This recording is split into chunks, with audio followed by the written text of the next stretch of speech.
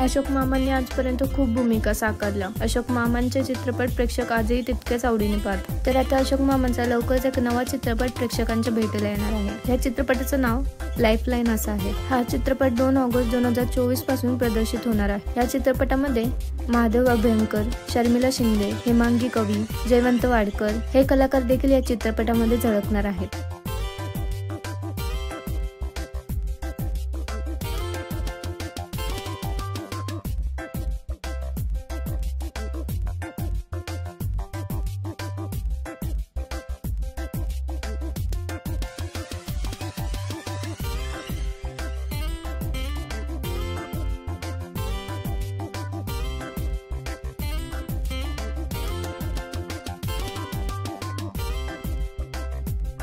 तुम्हाला अशोक मामांचा हा नवा चित्रपट पाहायला आवडेल का? हे आम्हाला कमेंटमध्ये नक्की सांगा। धन्यवाद।